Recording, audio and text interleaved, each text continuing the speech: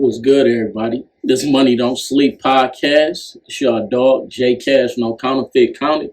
Today, I want to talk about something sad. Young Dolph was murdered yesterday in Memphis, in his hometown, stopping at a family business, spending his money somewhere he frequent when he comes in town. Someone noticed and they shot him and killed him. The sad thing about this is killing young Dolph kills off a lot of people that he feed.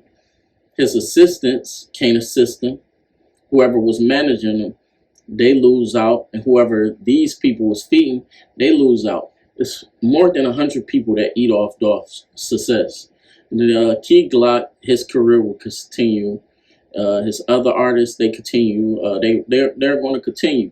But the thing with young Dolph is he was putting on for a city, handing out money. It was a kid crying saying they were supposed to do a song together, and that was a dream for him, and that was his passion.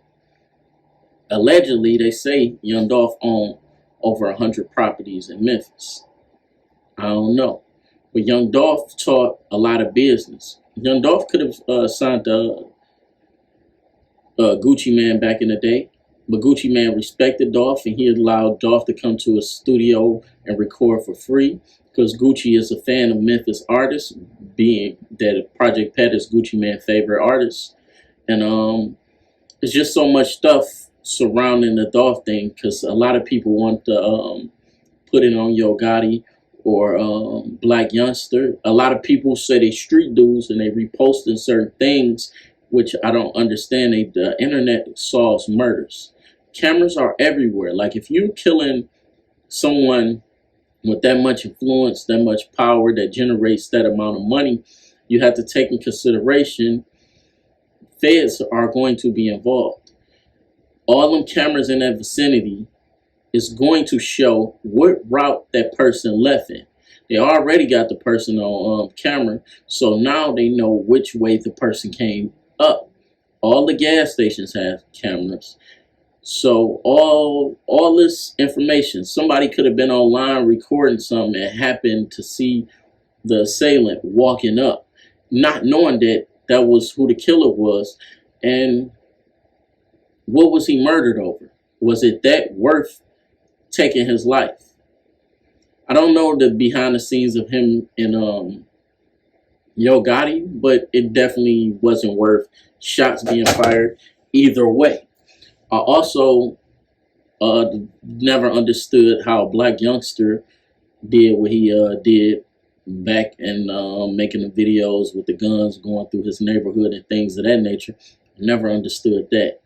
But people were trying to say Black Youngster, grandma house got shot up, young Dolph mother restaurant got shut up. And then it turned out to be false. I like the way that the mayor of Memphis is handling this and the whole curfew thing to kind of slow down a lot of things. And meanwhile, it's us killing us. And you got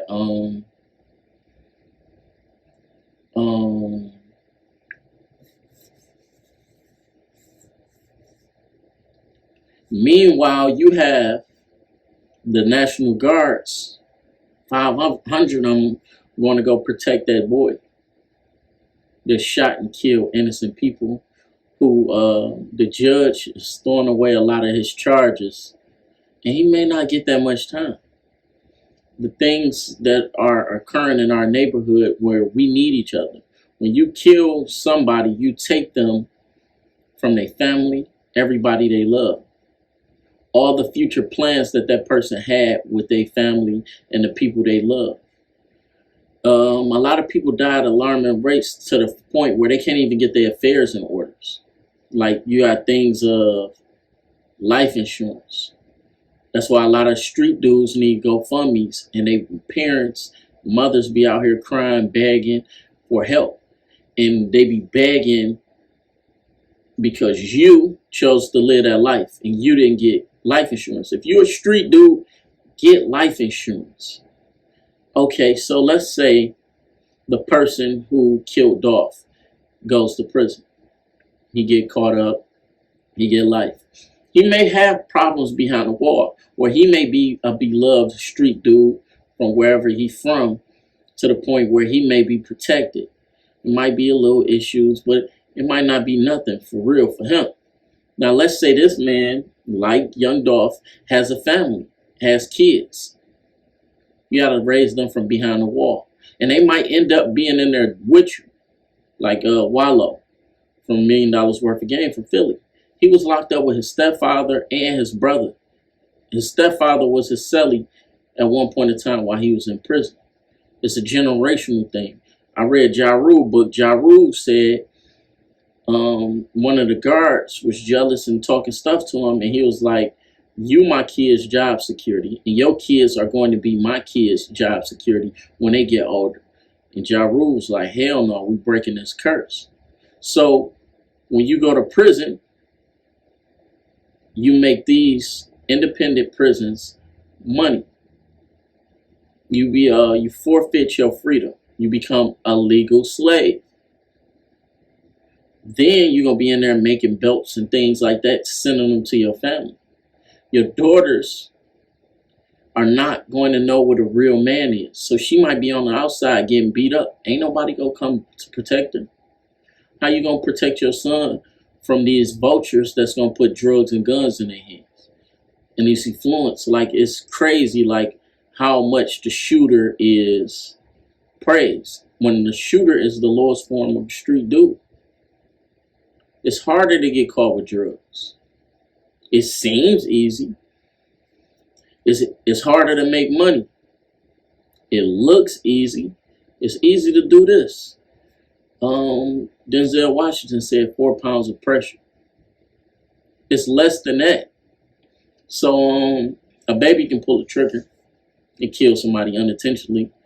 A lot of people shoot like this. Some people shoot with their eyes closed. The shooter allegedly was holding a gun with 2 hands. And I knew it had to be something bigger. But you got brothers like Pee Wee Longway, Gucci Man, and Young Dolph. They was in a group called Felix Brothers. I was looking forward to Pee Wee, who's one of my favorite artists, to get his notoriety so they can make a Felix Brothers Part 2. That's a jamming album.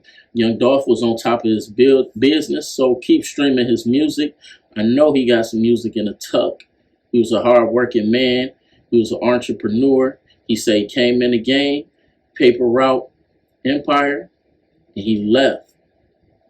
And it's going to be more coming from that label. He wasn't the only owner.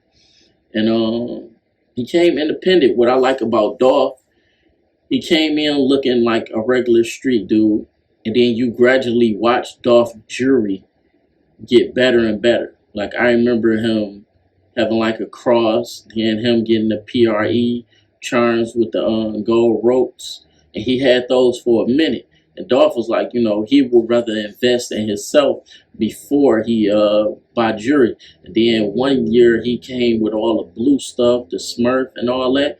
And I'm like, man, that's crazy. And then he had the dolphin chain, things of that nature. You gradually seen him get bigger and bigger. You watched him go from 1 chain to 2 chains, grills, different things, different type of clothing, from True Religion to all this stuff. And then you see his lady and his kids, they all was looking amazing.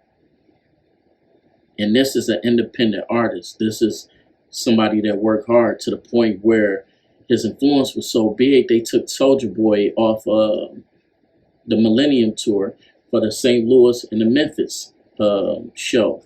Now Soulja Boy has to miss out on money. Soulja Boy talk all this big bag stuff. I don't know what's in his pocket. A lot of these rappers be broke.